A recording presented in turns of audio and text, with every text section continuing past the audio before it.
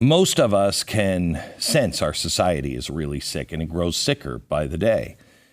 How did we go from a country founded on God to one devoted to God's destruction?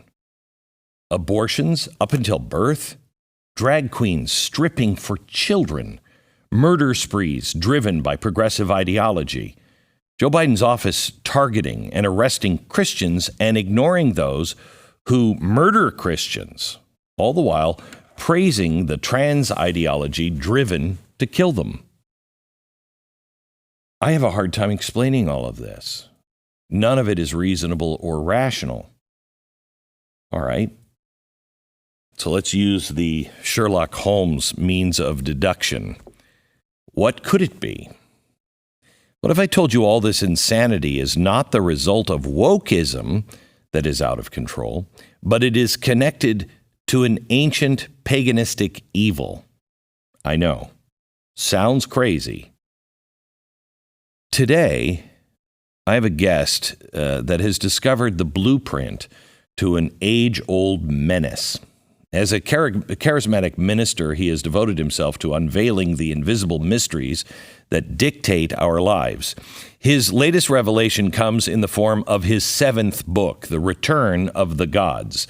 It reveals how the radical transformations of our society today are all part of an ancient pattern. Almost like a beast awoken from centuries of slumber, evil spirits of the old world have found a way to possess our world.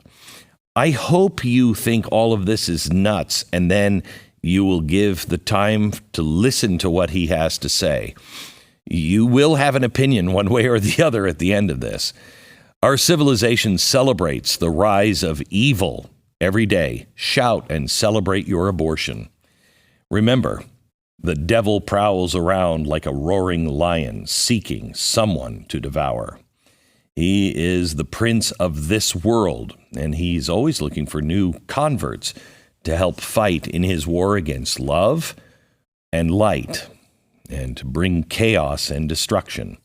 The idea of a spiritual battle taking place in the real world does sound crazy. Doesn't to me, because that's the only way I can explain what's happening. And my guest today documents moments in history that are nearly identical to what we are seeing play out in the news today. Some of it is stunning.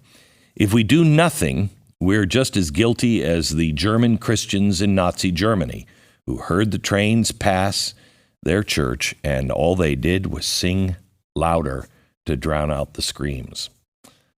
I invite even the most agnostic among this audience to keep an open mind and welcome Jonathan Cahn. All right, before we get to the interview, it's time to change up the way you buy meat. It just keeps going up and up and up in the grocery stores. Plus, most of the time, you're not getting American meat. You can have meat that has been killed in China, put onto a boat, shipped over here, and then they cut it into steaks here in America, and they put the little label on it that says product of U.S. No, it's not. It's not. I want you to go to goodranchers.com today. See what real American meat looks like. And when you subscribe, they're going to give you free bacon for a year, $240 value, and you'll get 1.5 pounds of bacon with every box. And Good Ranchers, your cost never goes up. Go to your grocery store and ask the butcher, hey, can I get the same price for this all year long? Nope. Your price gets locked in, so you're not battling inflation every day. Every Good Ranchers comes in a box, and it's delicious, and it's good for you, and you're going to love it. All natural burgers, USDA prime steaks, better than organic chicken, bacon sourced from the best pork in the world. So ditch the grocery store and join me with goodranchers.com. Use the promo code Glenn for $20 off your box. You get the free bacon, great meat, secure price, and a bonus of $20. It is goodranchers.com, promo code Glenn.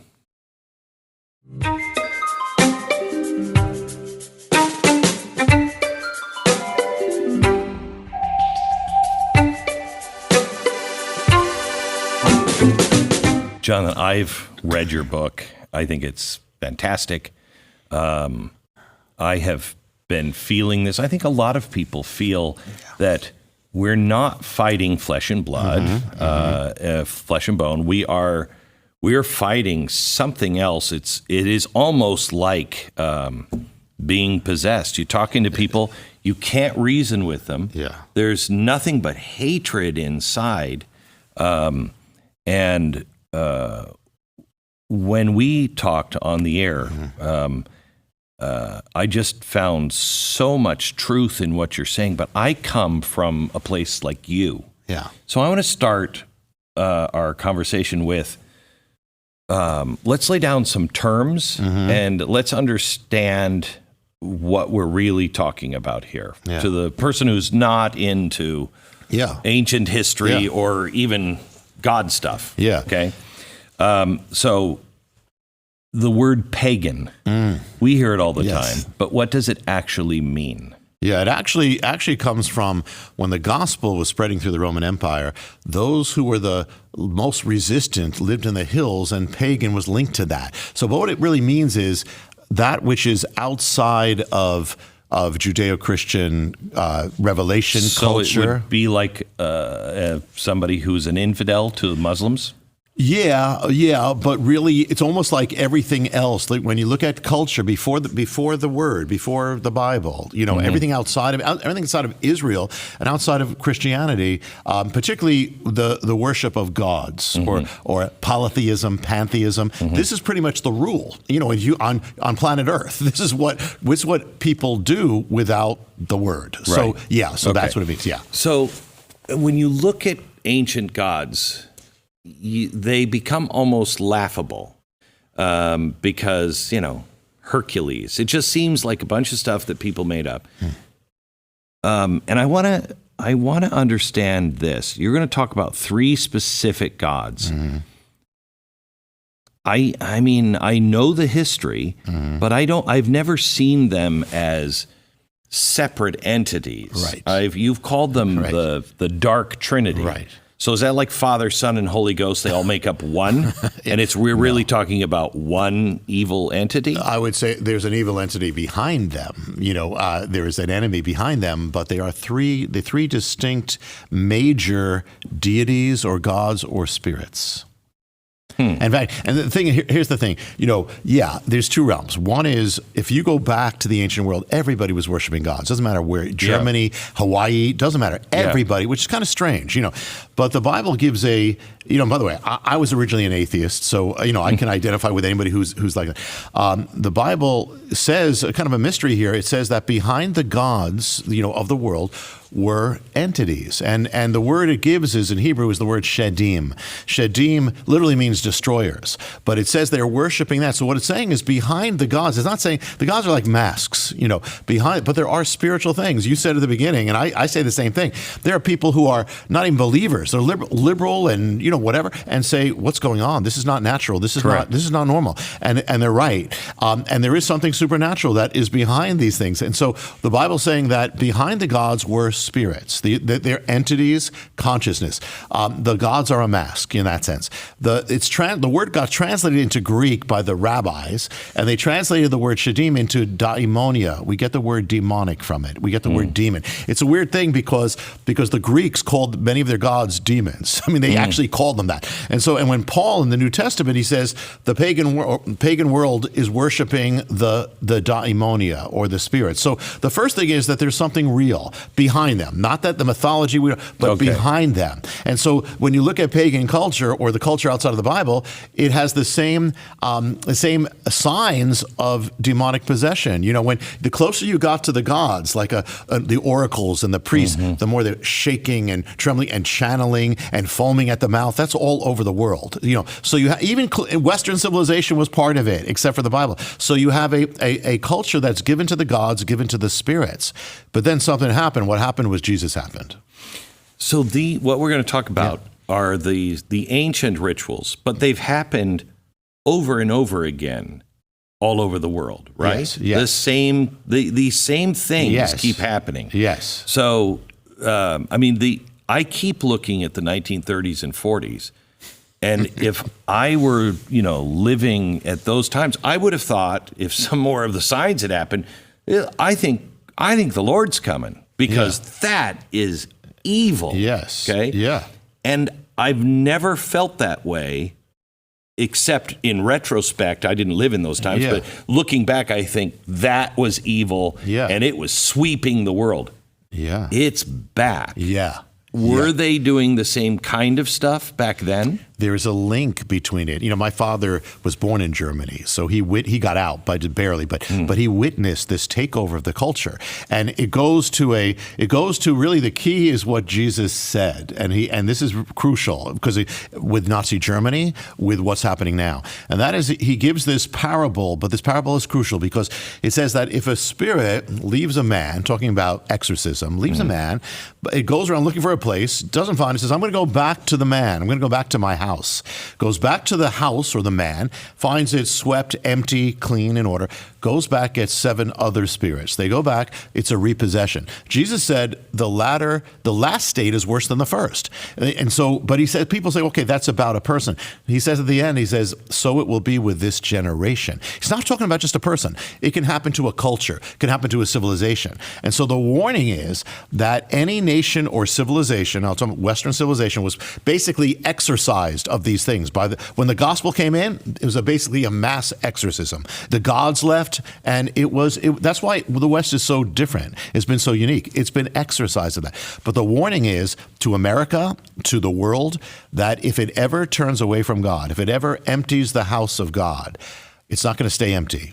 These spirits, the gods, the same things that were cast out of it at the beginning of the age are coming back into it. And so that happened when Germany. That's the warning, because look what happened. Germany was the land of the Reformation, land of the Bible. What happened when they turned away from God? Hitler happened. It wasn't neutral. It was demonic. Same thing happened to the Soviet Union. So when you look at, because one of the things that really concerns me about today's society is the experts, that was all happening in Germany, especially in doctors and nurses. It wasn't the Nazis that were killing people and the babies. It was the Nazi doctors and they led with that philosophy. Yes. And we're going through much of the same stuff. Canada is giving euthanasia to kids. Yeah. I mean, we're going in the same route. So is it right? I've been saying for a while, we've been so good. We've been such a bright light.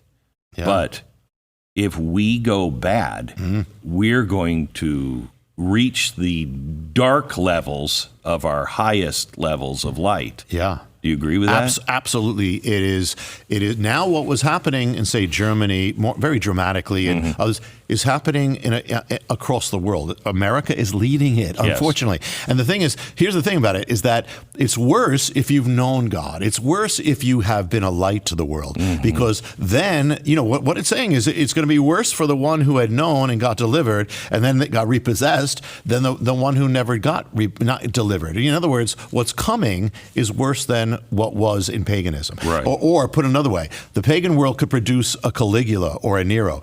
The post-Christian world produces a Hitler and a Stalin. And so what's coming is worse. So absolutely right. And one of the things that pagan or the revival of these things do is it devalues life. And this was in the pagan world. People could be killed, babies could be killed, and old people could be killed. So once you devalue life, this is what the gospel undid. It said every life is sacred. This is now going out the window. And what you have is what you have in Canada. 10,000. They said 10,000 people have been killed last year in Canada under the program of euthanasia. But that's where it goes. That's what's happening. Okay. So now let's break down and talk about, first of all, what's principalities? Yeah. Principality. Okay. What is that? Okay. It's the word that's used when I think you sort of alluded or you quoted when it says we war not against flesh and blood. Paul says that we war against principalities or powers. It's talking about forces, darkness. It's talking about spiritual forces, spirit forces. And I'm glad you brought up Germany, because you cannot explain that in the natural. You can only explain that with there's something demonic or something spiritual. So that's what it means. Okay. All right. So you talk about 3 different gods. Yes. And the first God that shows up, and I'd like you to compare from ancient times to current times, so we can see that's what it was. Yeah. This is happening now. Because I don't think people know, maybe some do, but I don't think people know that they're worshiping these gods. Nobody is like, hey, I'm a part of the Church of Baal. Right. But we are repeating it almost exactly. Yes. Yeah. Yeah, it's kind of scarier when you don't know it, because the fact is they're doing it without knowing it. What I call the Dark Trinity in the Return of the Gods, the first one is his name means the possessor. It means the master, it means the Lord or the owner. And this is the one we call him Baal. He was called Baal. That's what it means. And what happened is when Israel turned away from God, and the house wasn't going to stay empty, other things came in. The Bible says that Baal came in. And what happened is that the effect on the culture then in ancient Israel was that it started driving God out of everything, started almost exorcising the culture of God, driving him out of the public square, out of the government, out of life. Well, that has been happening in America. That's the first sign of it. In fact, that's part of opening the door. Like, how does it happen? Well, you open the door when you start saying, well, we don't need God here. We don't need prayer in school. We don't need this. That started in the early 60s. And when you look at all these things, that's where you see it go. Because when you open up, it's like you empty the house isn't staying empty. If you take God out of the schools, you take God out of the children, something else is going to come into the schools. This is exactly what Nietzsche was talking about when he said, God is dead. Exactly. He wasn't celebrating. People always read that like he was celebrating. No, he was saying, be careful, because man will have a God, and what are you replacing God with? Because something else will come in. And something came into Germany just like that. Yeah. Well, we made the same mistake. We did it. We didn't do it as dramatically as Nietzsche, but we made the same mistake.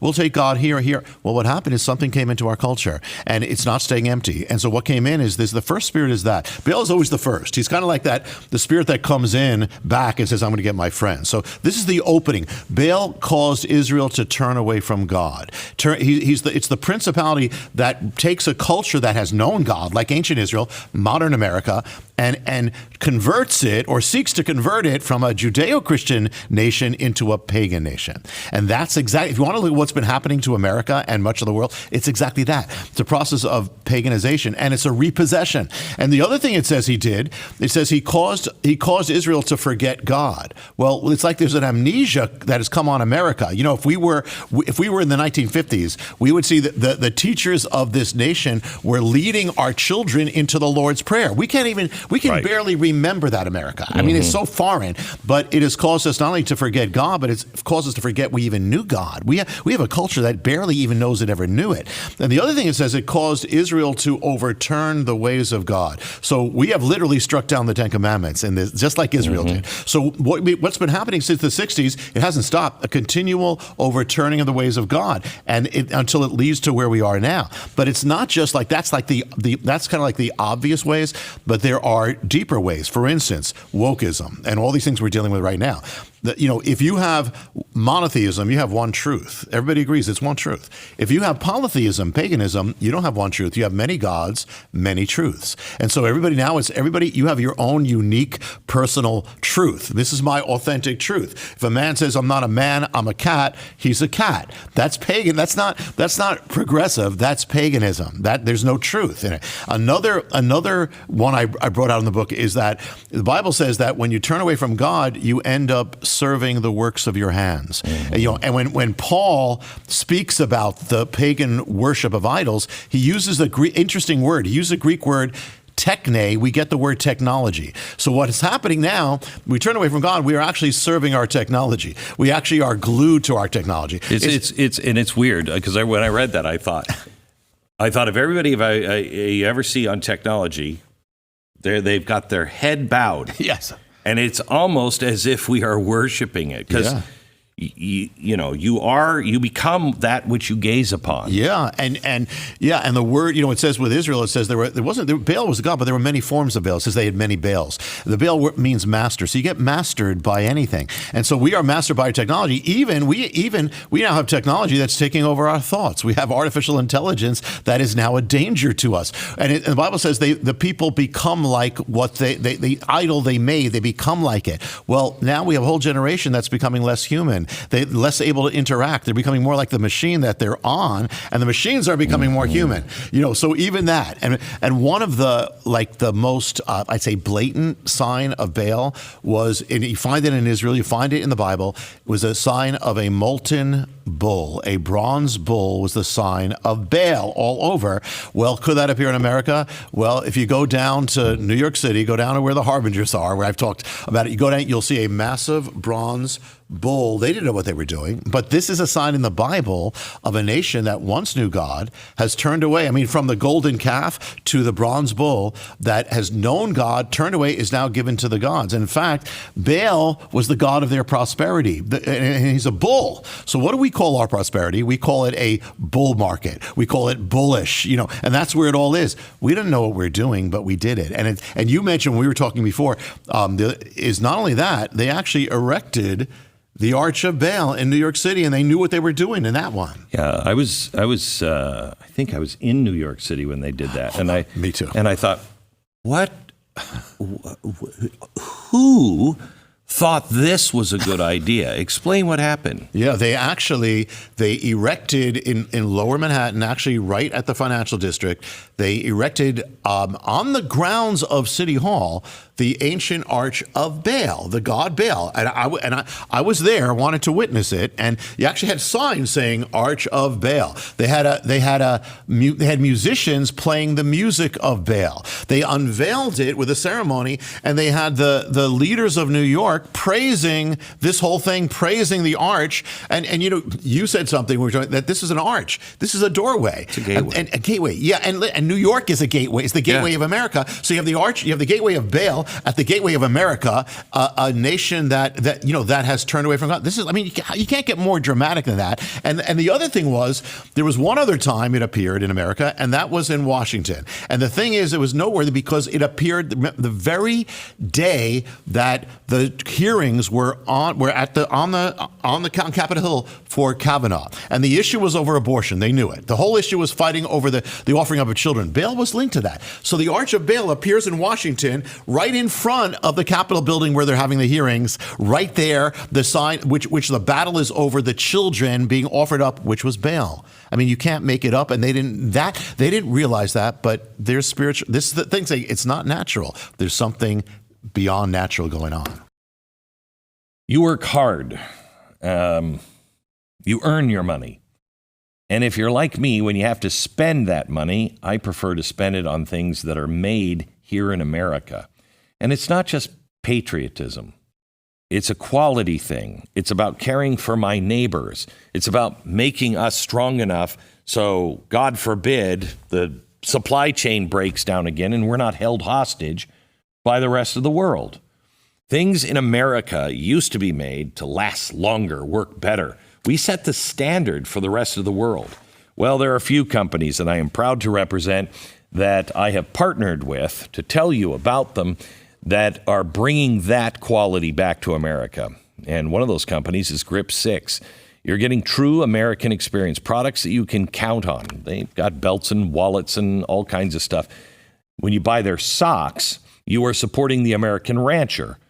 That rancher raises specially bred sheep that produce the modern world that they send to the American manufacturer who wash the wool and then process it and then weave it into socks that keep your feet warm in the winter, cool in the summer.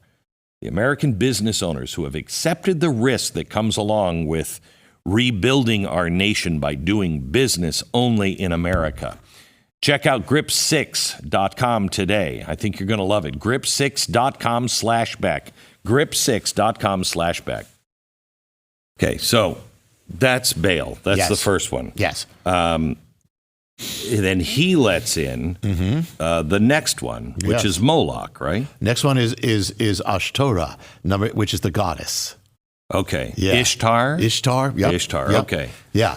This is in the Canaanite theology. She's the wife of Baal or the lover of Baal. But this is one of the most ancient principalities on earth. And this is in Babylon. She's called Ishtar. In the Bible, she's called Ashtoreth.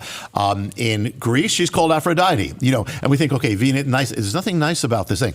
This is a dark principality. This is the principality of sexual immorality, unbridled licentiousness. This is what she always was about. And so this is not love. This is not when you think of Aphrodite, people will think, and Cupid wasn't about love either. And so there's nothing nice about it. What she did is she sexualized the spirit sexualizes the culture, which has never been the case in Western civilization or since the gospel, but it is now. And what she did is she was a prostitute goddess. So what does a prostitute do? A prostitute takes sexuality out of marriage and puts it into the marketplace, puts it into the culture. So what we would expect to happen right now is you have the early 60s, you have Baal, you have the turning away. Then you'd expect, like clockwork, the next one, you'd have something would happen with sexuality. And look what happened. We had it. It's called the sexual revolution. And so it's no accident. Right after we start turning from God, it always happens. We start turning away from basically the biblical morals on sexuality, marriage, on all that. And the thing is that everything that's happened is in the direction of paganism. The values we've replaced now are basically pagan values. And the thing is that it's also, she weakened marriage. She's a prostitute weakens marriage. She's weakened marriage across America. It's not an accident. At the same time you have the sexual revolution, you have the destruction of marriage. You have divorce, you have broken homes, you have broken children, you have devalued marriage. It all goes together. This is that goddess. And the other thing about it is, it's like, I would say like the gods that have returned, or the spirits, their mission is, again, to paganize a Christian or Judeo-Christian nation, just like Israel fell away. And by the way, this happened to Israel too with Ishtar, and the Bible warns. But the thing is that she does it through the realm of sexuality. When in ancient Greece, she was worshipped as the great prostitute. And the word in Greece for prostitute is porne. We get the word porn from it. In fact, pornography, the very first pornography that came on the planet was the literature of this goddess and the images of this goddess. So it's really the invention of pornography. Now we have it blanketing America. We have it seducing this nation. And, we mentioned Venus, and I said, okay, Venus, and those little Valentine Days things, we have that little cute angel that fires the arrow, Cupid. But really, we use the word erotic, we have an eroticization of our culture. That word comes from eros. Cupid is really eros. Eros was the child of this goddess. So from this goddess, you have porn, literally, and you have erotica, and you have basically a seduction of the culture that has taken over everything, and it hasn't stopped since the 1960s. That revolution has not stopped; it's continued. It seemed like for a while that we had beaten some of this stuff back, and then, in the last 20 years.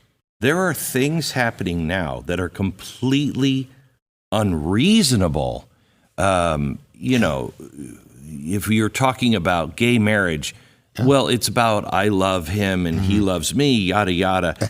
Now we've gotten to where child molestation, child mutilation, teaching children our most precious asset that we could ever have, our children. And you're bringing deep, dark sex into their life. I mean, it's evil to do that. And any other time we would have said that. That's right. And everyone would have agreed. That's right. It's almost like I don't know. There was a movie called The Invasion of the Body Snatchers. And it's kind of like they keep getting taken over and taken over. Here are people who just a few years ago would say, no, this is terrible. What's taking them over? And the other thing. That's what I've been asking people. This is why when you put the book out, I'm like, yes, it is demonic. It's possession. You cannot speak reason. You can also, you should be able to say, with that big of a change, you should be able to say to your friend, just a few years ago, that was insanity, and we talked about it. What new information did you get?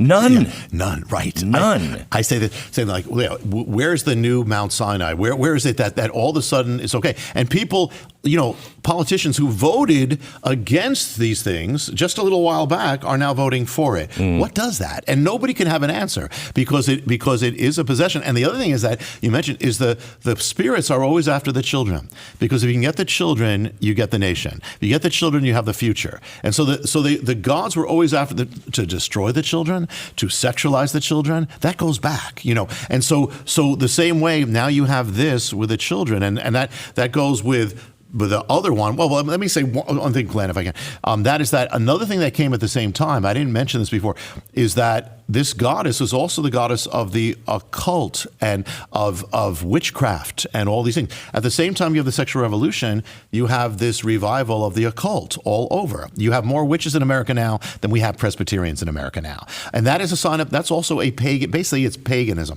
And so that we have that, and she is after the children. I mean, big time. And the other one who's after the children is, you mentioned, is Moloch. And what happened is, and it kind of goes together, because you have the turning, then you have the sexual revolution, and then you have the offering up of children.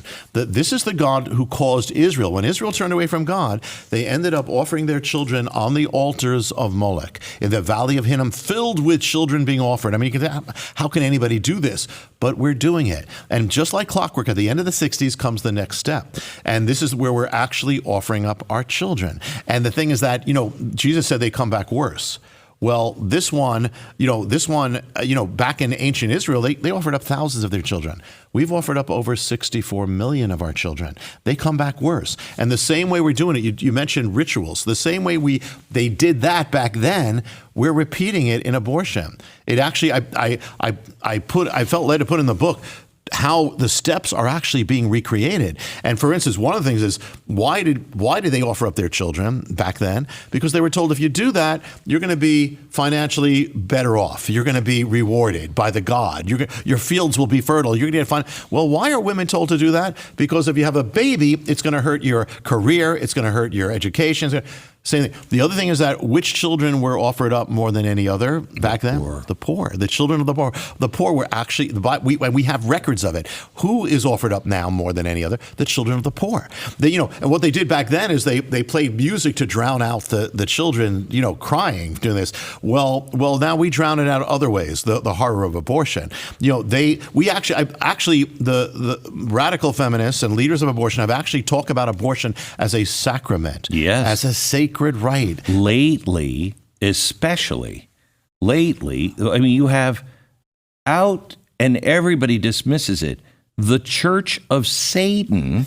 Okay. And in, I think it's New Mexico, they have opened up an abortion clinic for ritualistic sacrifice of the children. They've employed doctors, and they say that. And then when somebody asks them, they're like, do you think we actually are doing? Right. Well, yeah, just not in the way we think. Right. But yes, you are offering these children. Yeah. It tells you're on the right side when the Church of Satan is on the other side of whatever it is. And it reveals something that why are they're so for abortion, they're so for against gender, the Satanists. So it tells you something about really what's behind all this, and absolutely we're doing it. I think most people are doing it without realizing what they're doing. This Church of Satan maybe knows a little bit better, but the fact is, Israel was actually destroyed for the children it offered up. We're doing it. This is the most pagan act. And you know what? The only thing that ended this, Glenn, that took this away from the world was the gospel. They were offering up children all over the world, and it was the gospel. But when you take Jesus out, you take the gospel out, you take God out, what's going to happen is they're coming back. That's the warning. And they have come back. And that's what we're dealing with. It is so hard to trust anything anymore. Our most important institutions are being systematically destroyed. Are you prepared for the worst? In this podcast, we're talking about, God and scary things. But as long as you focus on God, you're good. Just do the next right thing. True freedom comes from the same kind of thing. Do the next right thing. Be self-reliant. That means having emergency food on hand, more than duck sauce in the refrigerator. Build your food foundation with the 3-month emergency food kit from My Patriot Supply.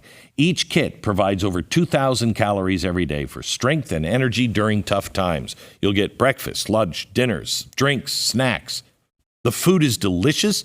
Your family will love it, and you can order yours today and receive a free gravity-powered Alexa Pure Pro water filtration system. It's almost $300, and it's a bonus. You've got to be able to filter your water. Your 3-month kit and your free Alexa Pure Pro ship to your doorstep in an unmarked box. It is free shipping as well. Tomorrow may be too late, so make sure you take advantage of it today. Go to mypatriotsupply.com. That's mypatriotsupply.com. So I know people who have had abortions and or an abortion, and they're ripped apart inside. You never, ever hear from these people because it destroys the narrative that the left wants you to have. But it just rips them apart. Yeah. How do you square that with sacrifice? Because we are sacrificing our children. Yeah. But Yeah. back in the Bible days, you would come and give your baby. Yeah. And you knew what you were dealing Yeah. with. So are you saying that how are they doing? Yeah, well, yeah, you would give your baby to the officiant. Now we give it to the abortionist, but you give it to the officiant who would offer it up.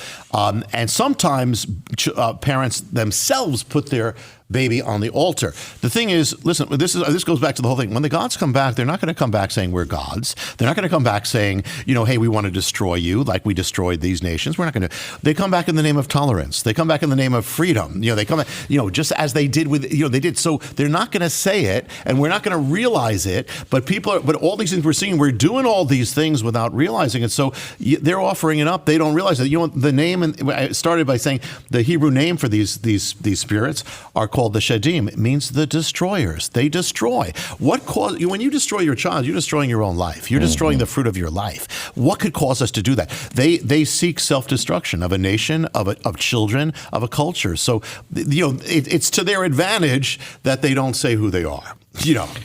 So I was talking to a guy in Cambridge. He's a doctor of ideas, which I love. And I said, I have a theory I'd like to lay out. Take me half an hour before you'll get the gist in half an hour. And I told him what I was going to do, and he said, there's no way. An hour and a half later, he said, you should get your doctorate of ideas on that. And the idea was that there have been 18 or 19 Holocausts, over time. In the world. And if you believe in a Satan figure, he's trying to best God. He thinks he can win. Yeah. The easiest way to beat God is to make him break a promise. If he breaks his word, he's not God. Yes. So I think Satan seeing God make this promise to 300 people in the desert? I'm going to be your people, and I'm going to increase your numbers, and Abraham. You are my people. Yeah. Okay? Yeah. If I'm Satan, I'm standing there going, you're kidding me. All I have to do is just kill all these people? Yeah. And every time it happens, it drags something from the past with it. Yes. The star sewn onto your clothing. Yeah. That was from Persia, like 300 years before. And it jumps at the end of it each time. Yeah. And people don't recognize what you just said. It's not going to come as you think. The Nazi death uniforms were made by Hugo Boss.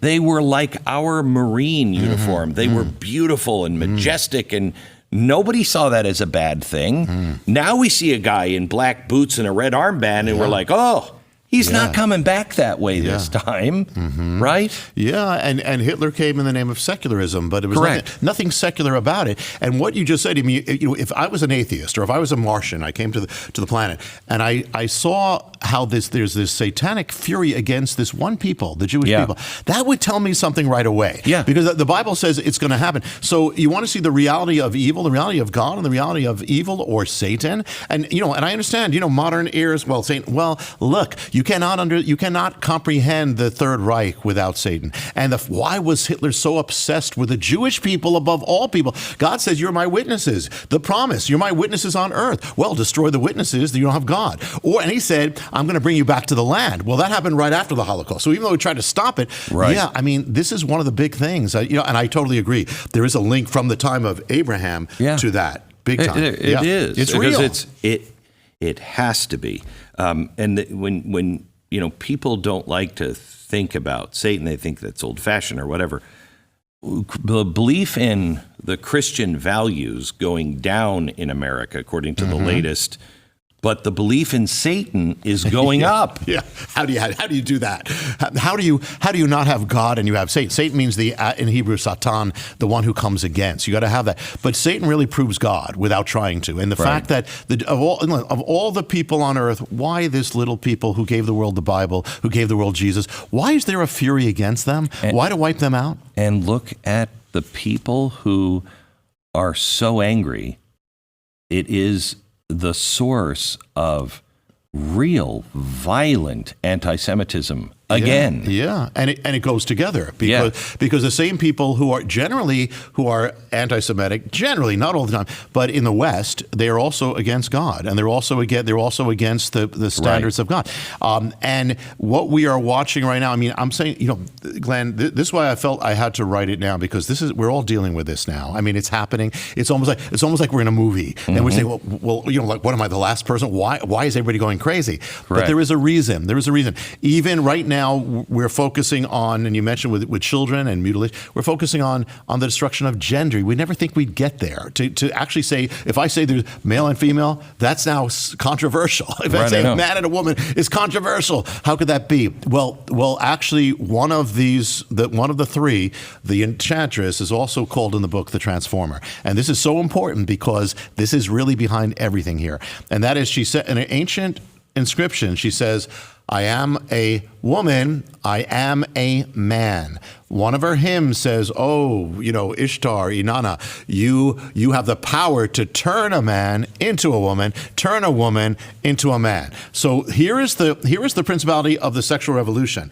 But this part doesn't start at the beginning. It's too radical. So it didn't happen but as she gets entrenched in culture, now we're dealing with it. And this is the principality that destroys gender, that confuses a man with a woman with a man, and that starts entering our culture. It's so thick you can cut it with a knife. This is so thick. And you say that gate was opened here in America. Yes. By an event at Stonewall, right? Yes. Yeah. We didn't talk about this before, but I think it's important. Yeah. Interesting, because when you see, all this. Remind people what Stonewall is. Most people, I bet, don't know. Okay. And by the way, listen. We're, as you said at the beginning, we're all in the same boat. We're praying for everybody. We're in the same, but we got to deal with what we're dealing with, because the spirits are against everyone equally. And the thing is that Stonewall was really what launched the whole Pride movement, launched the same-sex, movement. New York always begins in New York. New York's the gate. And the thing is that it was a night when basically it was a raid on a same-sex bar, and they put the people out. The people started charging into the bar to try to break it down with the police inside. They tried to set it on fire with the police inside. They began this big riot, which then began the parades, began everything we know today. It all happened at Stonewall. The bar was called Stonewall. But the amazing thing that I saw is that all these signs of that goddess who transformed sexuality were there that night. One of them, she is the goddess of the gate. She's always, her sign was the gate. So here she is. So it's New York City. She's also the goddess of the alehouses or the taverns. In ancient Sumerian, it was called the Eshtam. She inhabits it. So where did this all begin? At an alehouse, at a tavern, bar. And then it says that there's something called the dance of Ishtar. When she's in the middle of a battle, there's called a dance. In the middle of the riot, people break out in this dance on the streets of New York City. And they start saying words that go back to the tablets of Ishtar. On top of that, there is a sign called, I won't go into the detail, but there's a sign called the lion's head. When she stands on a lion when she goes to battle. That sign was there that night too. Another thing was there was a woman who... Wait, tell me what that sign was. Okay. She is Ishtar. She rides into battle on a lion. So the first thing you see, she puts her foot on the head of the lion, showing she is. So the first thing you see is the head. When she's into battle, you see the head of a lion. Right after when Stonewall opened up, right next to it, another bar opened up called the Lion's Head. And on top of that, there was a woman who triggered the whole thing. If you the history is a woman triggered it that night. The woman was almost like an avatar. She was female, like Ishtar was, but Ishtar had male attributes. So she's female, but she's masculine. And Ishtar was called the storm. He said, "Oh, great storm, you're the storm goddess. Storm, storm." The name of the woman was Storm, who started the whole thing, Storme.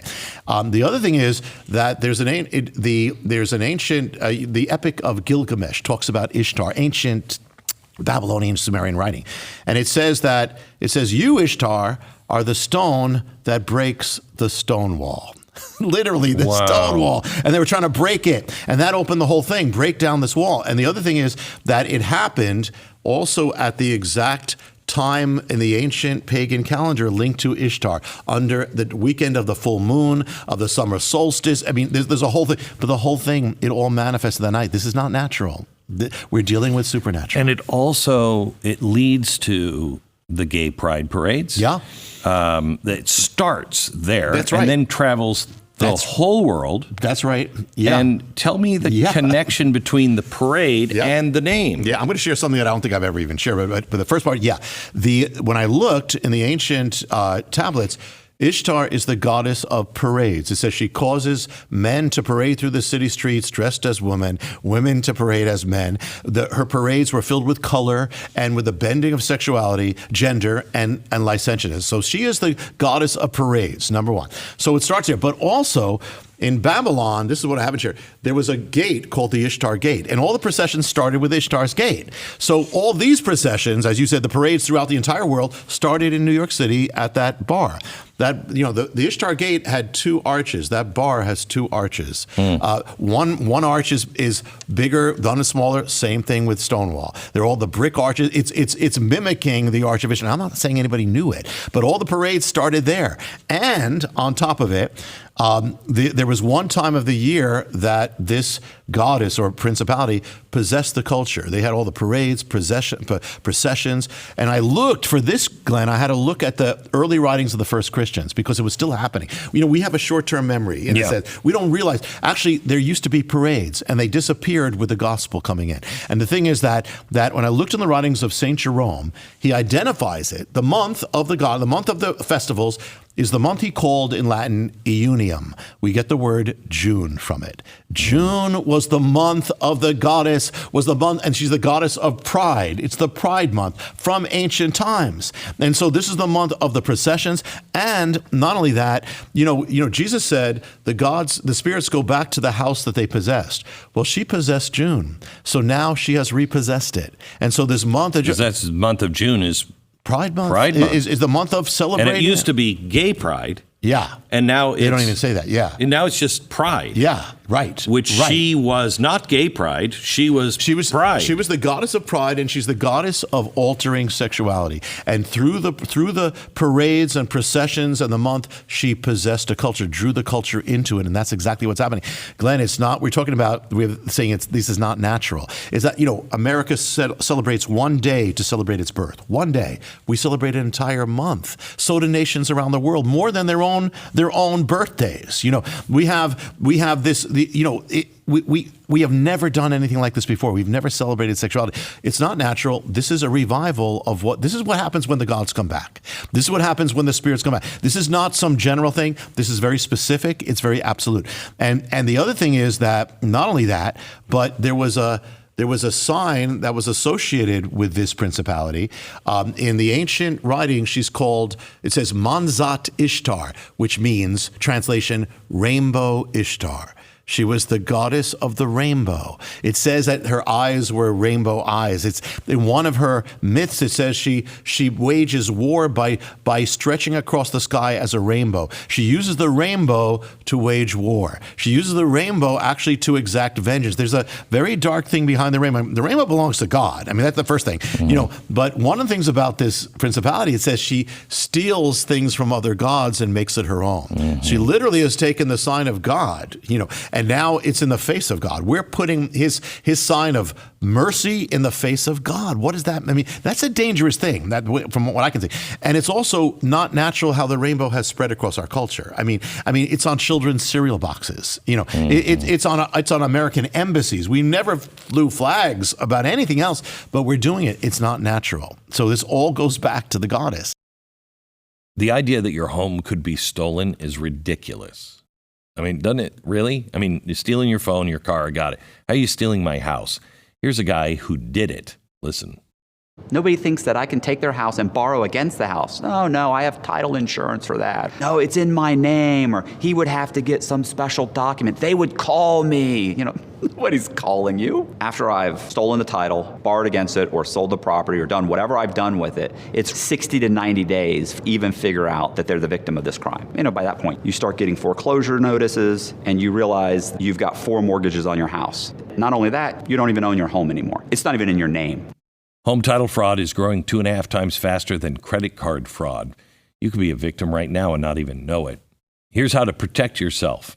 You can verify your home's title is still in your name for free. Just go to HomeTitleLock.com. Use the promo code BECK. You can register your address for a no-obligation home title report, $100 value, free. Get your report from HomeTitleLock.com. Promo code BECK.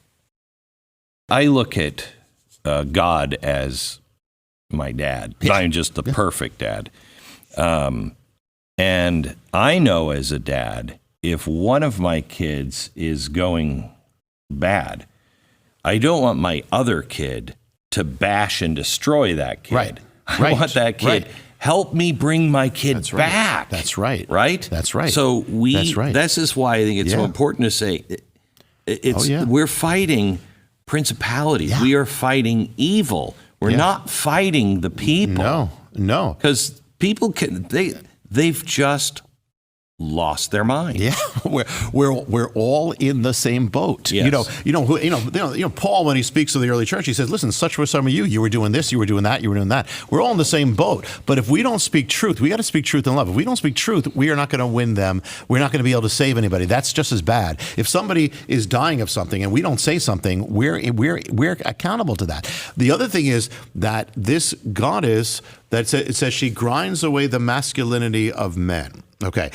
So what is that happening in our culture? She will seek to, there's an anti-masculine spirit in this culture. She raged against them. She raged against authority. She raged against her father. She raged against the patriarchy of the gods. So now we have this raging against the, quote, patriarchy. Her job is to take men away from manhood, men away from marriage, men away from women, men away from being men. And basically that's what's been happening. And weren't her temple workers? Yes. Didn't they mutilate themselves and wear dresses? They had her priesthood. I put this in the book, and it's and I always want to put in the actual quote so people know we're not making this up. Right. This is that it says her priests were called the Asinu, and the Asinu were these men who dressed up as women. They walked around her temples in women's clothes, women's makeup. They spoke with women's voices, and they basically, it said, because one of the tablets says not just you turn, but you dress men as women, you dress women as men. And so they were there, and think about this. This is public. This is celebrated by the culture, pagan culture. And they would bring their children to the temples to see the priests, to be influenced by the priests. Children to the men dressed up as women. Well, does that sound familiar? Because now this is taking over our culture. This is the priesthood of the goddess, and they don't realize it. But we are bringing children to men dressed up as women to sexualize the children. This is back. This goes to her temple. And one difference, Glenn, is this. Jesus said they come back stronger or they come back worse, and that is that back then she possessed her priesthood. Now she's seeking to take possession of an entire generation of children. And now where our children were once led in the Lord's Prayer in school, they are now led to question their own gender. I mean, what is that? And this is where even... And it is a God. Yeah. It is a God. It's not rational. We say we've taken out prayer and worship. We've replaced that with this God. We're going to worship. We're going to serve no matter what. And, Glenn, if we knew, we're not old enough to know, but if we were there when America said, let's just take prayer out of school, and we had known what the Bible really says about this, we could have said, you know where you're going to be? We wouldn't know when. Well, people did, though. It was the Supreme Court that did that. Yeah. It was, That's 7 right. or 9 people. That's right. And yet today, if you talk about putting prayer in school, that sounds radical for America. But the thing is that when you take God out, you're going to have all these things. The parades are coming back. The gender confusion is coming back. The killing of children is coming back. It's all coming back. So this is, and not only, Glenn, not only was it the clothes you alluded to, but that some of her priests were actually surgically transitioned, literally organs removed, and that affected their hormones, all that.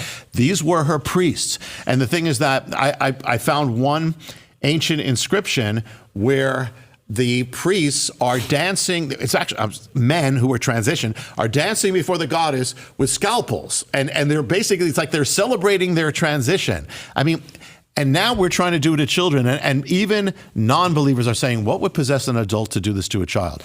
This would possess an adult to do it to a child. This would. And it's the spirit, we are all dealing with it. I mean, and it's taking over our culture. And you mentioned the Supreme Court. Let me just see how deep this is, that the Supreme Court made 3 rulings that basically transformed sexuality and ultimately marriage. We all remember the day when marriage, after millennia, was struck down.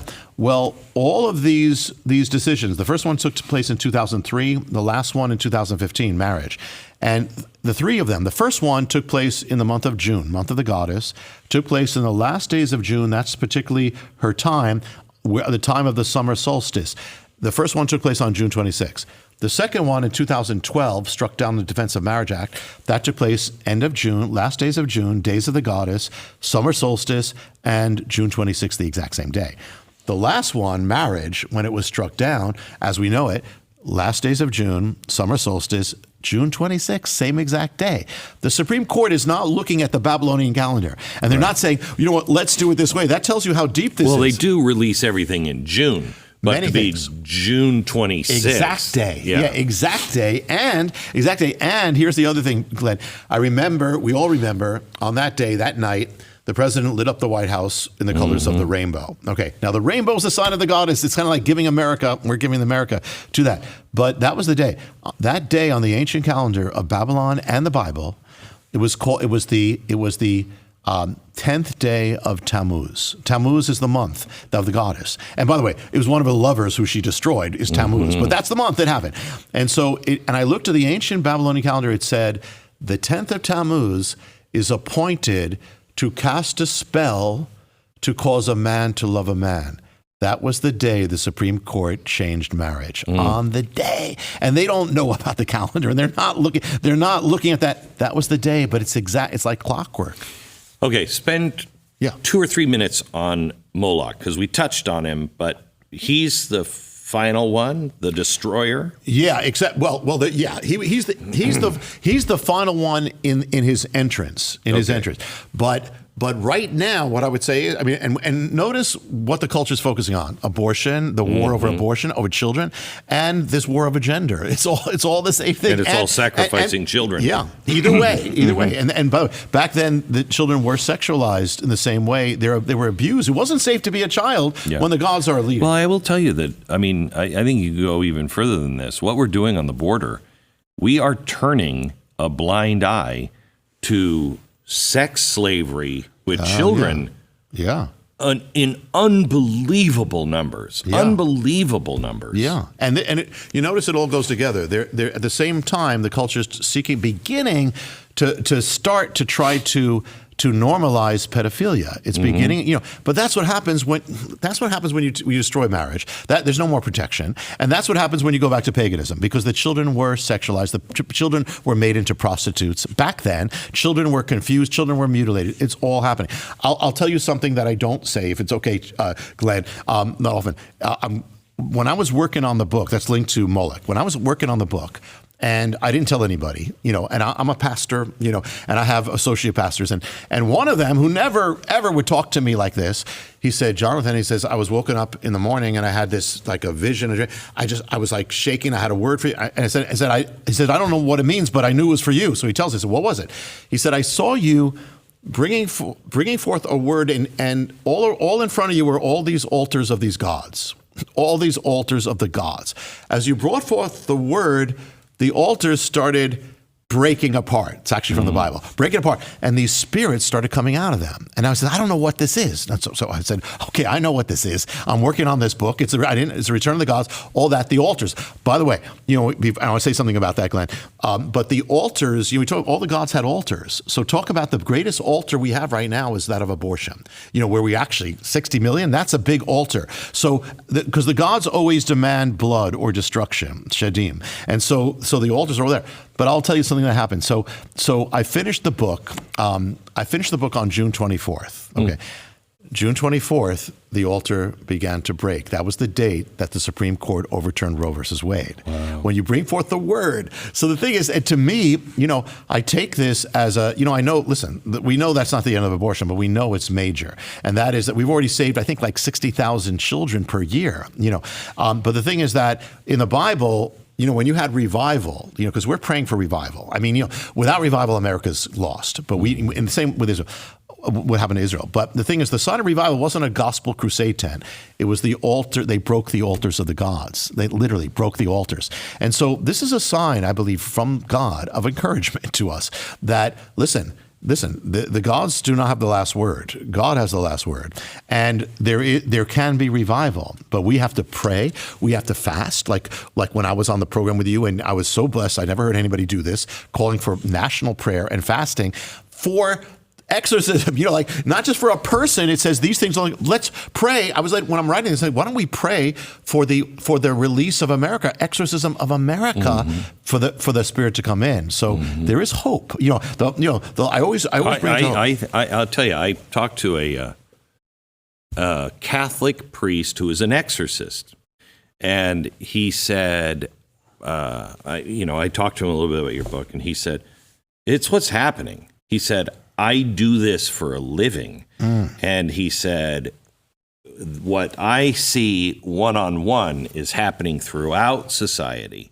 Yeah. And he said, and I told him, I said, I'm thinking about calling for prayer and fast, because that's what the apostles came to Jesus and said, how come you can get the Spirit out? We've been trying. And he said, because it doesn't happen without prayer and fasting. Yeah. Oh, that was so, I've never heard anybody do that. And I when I was working on the book, I'm feeling a burden, because I don't know that's actually been done. I mean, people have prayed and fast for people, but for an entire culture to get delivered in whatever manner, whatever we are right now, it doesn't matter, whoever's watching this. And again, I was an atheist, I became a believer because of God, but there are people watching from whoever you are, it doesn't matter. We're all dealing with it. You're dealing with it. Your family's dealing with it. Your children are dealing with it. We're all dealing with it. And one of the things that I say is that to know is that this is a war. It's a spiritual war, not against people. It's a war.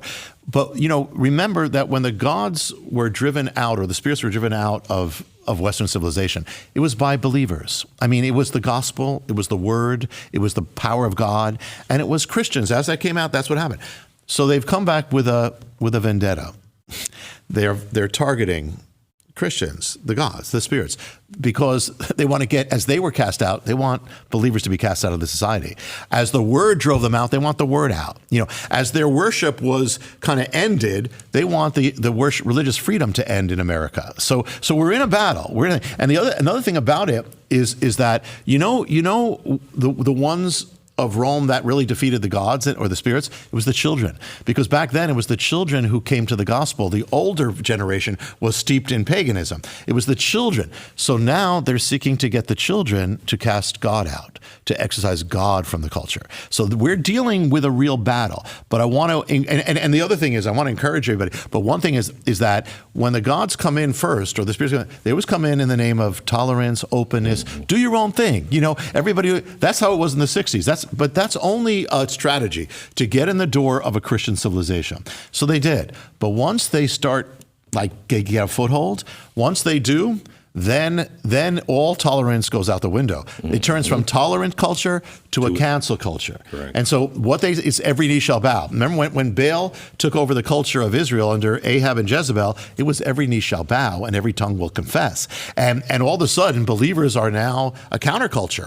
They have to stand stronger than ever before. So that's where we are right now. So it's to cancel you, silence you, deplatform you, whatever it is. We cannot be silent, though. We cannot be silent because this I believe can be our greatest hour. Truly, I believe. And I want to say something that I have not, Glenn. I've not said. I've said it at our congregation, but just to point something out. It was because it was just happened a little while back. Biden had a gathering at the White House, and he enshrined basically same-sex marriage into federal law for the first time. And and he did that and said, everyone has to recognize this. Okay. Now listen, we love people, but we can't recognize what's sin. But, and he lit up the White House again with the rainbow, that the day when he lit it up, the night when he lit up the White House, it was, I believe it was the 20th of Kislev. Now, interesting, because there's only one day in the Bible that God's for marriage, but there's only one day he says, I can't recognize this. I can't recognize this marriage. It's the book of Ezra. They went against his will. He said, I can't. He said that on the 20th of Kislev, the day that was the Respect for Marriage Act. God said, I can't respect it. So it's telling you that God has the last word, and the thing is that, as a believer, I'm actually, even though this is a warning, because we have to know what we're dealing with. We have to know what we're fighting, because if you don't know, you're not going to win. You have to know it. It's real, but we do have a greater power. We do have a higher power, and that there's only one true God, and the others are false. We have that power, but if we don't do anything, like we were saying, if a lot of times the people who are silent are the people who should be the most vocal. The pastors should be, the minister should be the most, but many of them are silent. They say, well, I don't want to get in trouble. I don't want to say anything. Well, then you're not a light. Then what are you doing? You're not a follower of Christ. Look at every single one of the apostles, except for one, died in a horrible way. Yeah. Right? Yeah. I mean, they weren't popular. That's not. We're not here to be popular. We're here somebody to said be today, I read, the most punk rock thing you can do is go to church. Yeah. Because it's not popular. Yeah. You know what? And you know what, Glenn? In many ways, that's more biblical than what we've known. Because, many people who are watching probably say, I prayed, I wish I could live in biblical times. I wish congratulations, you're in Bible times now. Because for most of Bible times, you didn't have a Christian culture. You had Christianity was radical. God is radical, revolutionary. The gods are not a new thing. They're back. They're back, and they're back in a new way, but they're not new. Moses, he dealt with the gods of Egypt. The Bible says Elijah stood against Baal. Paul stood against the gods of Rome. Now it's our turn. And we have to be what we are called to be. We have to move from we're not a cultural phenomenon, we're a countercultural phenomenon, which is really always what we were supposed to be. But this I believe, when the grays are disappearing, it's time for the lights to get brighter. And it's kind of like if the dark is removing the gray to get even darker, the light has to remove the gray to get even lighter. These are the times we have to shine even brighter. I haven't told this for a long time. I grew up in Seattle, 310 cloudy days out of the year. Okay. I moved to Phoenix, not a cloud in the sky ever, okay? And I remember one of the first days I was there, I stood outside and I just watched the shadow that I was casting because it was so dark and crisp. I had never seen it. I'd always seen kind of just like a shadow here on the table, just barely there, because the sun wasn't bright. And I've taken that lesson my whole life as only when the light is getting brighter is the shadow more defined and seemingly darker. Yeah. But the light is there. Yeah, and that's an encouragement that there's kind of been a gray Christianity, because when everybody's Christian, it doesn't necessarily mean something. We're all Christian. I grew up in that culture. You grew up in everything, but now it means something. It means more than it has ever meant. Now to follow God, follow Jesus, it's going to cost, but it's more important than ever. The candle in the daytime, you barely see it. The candle at night literally lights up the world, and that's what we're supposed to be. We're supposed, and the other thing, and you said something very interesting, because as you said it, I thought, okay, well, the light's getting brighter. Well, the light's coming. We're getting closer to that. When all hell broke loose on the world, Israel was coming. The prophecies were coming. All that was coming. So all hell breaks loose. So it's a good sign. Jesus is called the Lamb of God. He's also called the Lion of Judah. And he's coming. And the thing is that, this is to be, this. By the way, Christians have got to start looking more for the lion. Yeah. The lion stood up and roared. Yes. Yeah. And this is the time. And the thing is, this is going to separate. It takes a little bit more to stand for God when it's not popular, but it means so much more. The power will be so much more. It says, there's a scripture I love. It says, the eyes of the Lord search the entire earth, looking for the one whose heart is his completely. He'll lift that one up. And we have to be that one. And so this could be our most exciting hour, but we got to live. And the other thing is that if there's anything in our life that is gray, we got to get it out. Yeah. We got to become these people. But the thing about it is that when you hear all these stories, like the great testimonies, or people who hid Jews during Hitler, it's the dark that actually increased the light, because it makes you radical. Because you can say, listen, you have to choose. Yeah. Because at times of great peril, there's nobody on the sidelines. Everyone is on the field. Yes, that's right. That's you right. might say I'm sitting on the sidelines, but you're not. You're fighting for the other team. By doing that. Yeah, it's kind of like you were standing and the ground is going this way, and you got to make this. But if you make the right decision, you're going to be lifted up. You're going to be even greater. The power of God is just as good. And listen, the other thing is, the Bible says this is all going to happen. The Bible does say that I got saved because I was reading the prophecies. The Bible said, wow, it's coming true. But the Bible says that in the last days, men will be lovers of self. They'll be seducing spirits, evil. They'll persecute believers. Okay, there's a mystery that kind of like the age comes to its conclusion the way it began. There was an Israel in the world then. When Jesus came, Israel back. There were Jewish believers. We're back. Jewish and Gentile. There's church being close to Israel. That hasn't. Sorry about that. Hasn't been for 2,000 years. But also the culture was pagan. So actually, it is actually what we're watching is actually the return. So if the world's going back to where it was, it's time that the church go back to where it was, which was the book of Acts, the most powerful church. We may not have all the praise of the world, and we may not have the riches of the world, but we'll be more powerful. And this is our moment. Listen, we live once. And I've always tried to really understand, and the foolish shall confound the wise. Yeah. It's so clear now. All the wise, all of the elites, all of the book-learned people, they're all on that side. And they think we're foolish. And I mean, it's the meek shall inherit the earth. All of this stuff is coming. It's crazy. It says in the same thing you quoted from 1 Corinthians, the foolishness of God will confound the wisdom of the world. Yes. And the thing is that how do they not know that there's male and female anymore? I mean, 3-year-olds know that. How come the Nobel Prize, they don't know it anymore? It's foolishness, but it tells you how real this is, and that how wise it is to follow the foolishness of God. The cross is wiser, and to me, this just confirms where we are. It confirms us, it confirms our faith. This is right. We're on the right track, and we got to be strong, go all out for the Lord. This is our moment. And I truly believe this could be our greatest moment, because I always would love to have lived in the book of Acts. It's back. We're back. The dark is back, but so is the light. So this could be the greatest time for us, but we have to rise to it. And you got to know what you're fighting. And don't be timid about goodness. Don't be timid with your family. Be strong in love. But listen, this is our hour. The other thing, last thing I thought of is that what's the most exciting time of a movie? The last 15 minutes. so listen, God chose us for the last 15 minutes. If he didn't want us here, don't fear it, because if he didn't want us here, he would have put us in the Middle Ages. Yep. He has us here, and that means, and the greatest part of the movie is when there's a lot of conflict. Okay, listen, that's the ground to shine. To shine for the Lord. My dad died when he was 85. He was not old enough for most of World War II. Then when he joined, he had flat feet, so he was kicked out. He was not part of anything in the 60s, both good or bad. He was just kind of, Right. And I thought he lived at the zenith of American clout and power. Yeah. You didn't really have to do anything. I wonder who he would have been had he lived in my time now. Because they didn't have, there were a few giants, okay? But for the most part, everybody else was like, there's no anymore. And you're either going to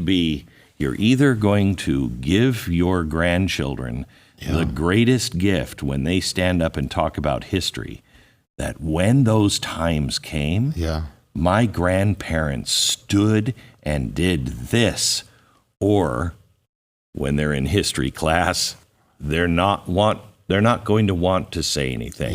Because it's very much like Germany is now. I was just thinking Germany, and the thing is, it's most people go with the majority, but you know what? Most of the time, the majority isn't right. Yeah, it happened to be better in the past, but it's not right now. You got to stand for God. But I will just, as an encouragement to everybody watching, God is stronger. He will never leave you. He will never forsake you. You just stand for him. Do what's right. He will lift you up. He will protect you. Get right with Jesus. Get right with whatever you have to do. Do it, because your God is real. And you know what? Jesus is the Lord above all lords, the God above all gods. That's pretty good. Jonathan Cahn, thank you. Thank you, Glenn. The name of the book is The Return of the Gods, available everywhere. Thanks.